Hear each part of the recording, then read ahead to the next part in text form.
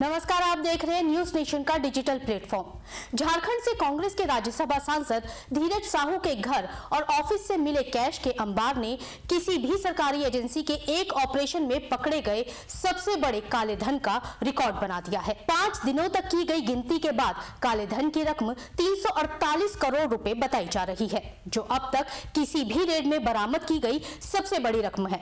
आपको बता दें कि धीरज साहू के ठिकानों से मिलने वाले कैश को गिनने के लिए करीब 40 मशीनें और अलग अलग बैंकों के 80 कर्मचारियों की 9 टीमों ने 5 दिनों तक नोटों की गिनती की, जो अब खत्म हो चुकी है।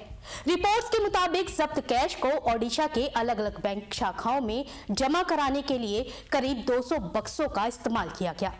आयकर विभाग के अधिकारियों का कहना है कि उन्होंने पहली बार अपनी रेड में इतना बड़ा काला धन बरामद किया है। वहीं 348 करोड़ रुपए मिलने के बाद अब ये सवाल उठना लाजमी है कि आखिर रेड में जब्त की गई इतनी बड़ी ब्लैक मनी का होता क्या है। क्या इस कैश को अधिकारी अपनी एजेंसी में रखते हैं? तो चलिए इस वीडियो में हम आपको इन तमाम सवालों के जवाब देते हैं। दरअसल जब ईडी, सीबीआई, आईटी या कोई अन्य एजेंसी ब्लैक मनी जब्त करती है तो वो इसे अपने ऑफिस में न रखकर स्टेट बैंक ऑफ इंडिया की ब्रांच में रखते हैं। हालांकि एजेंसी रेड करते ही पैसा जब्त नहीं करती, बल्कि आरोपी को ये बताने का मौका देती है कि इतना सारा कैश उसके पास आया कहां से।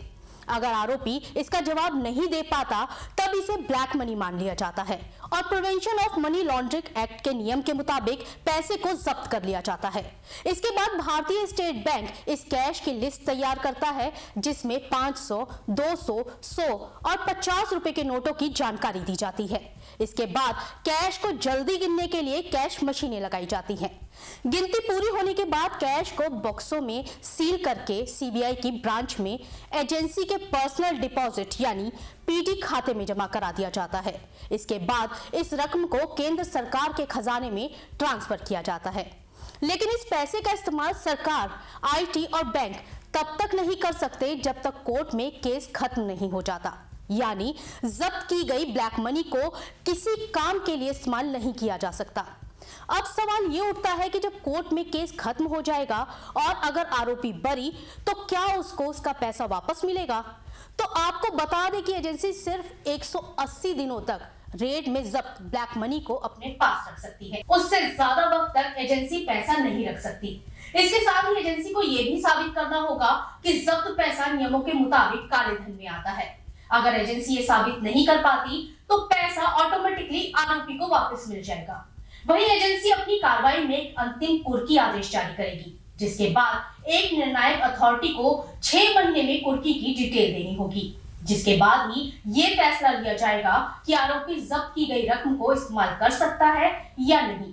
वहीं अगर आरोपी कोर्ट से बरी हो जाता है तो एजेंसी उसे उसका पूरा पैसा वापस देगी, नहीं तो ये पैसा सरकारी संपत्ति बन जाएगा। हालांकि ईडी, सीबीआई और आयकर विभाग ब्लैक मनी को लेकर पूरे साल कई जगह छापेमारी करते हैं, जिसमें करोड़ों रुपए की बेहिसाब नकदी बरामद होती है। आपको अगर हमारी ये खबर अच्छी लगी हो तो इसे लाइक, शेयर और हमारे चैनल को सब्सक्राइब कीजिए। धन्यवाद।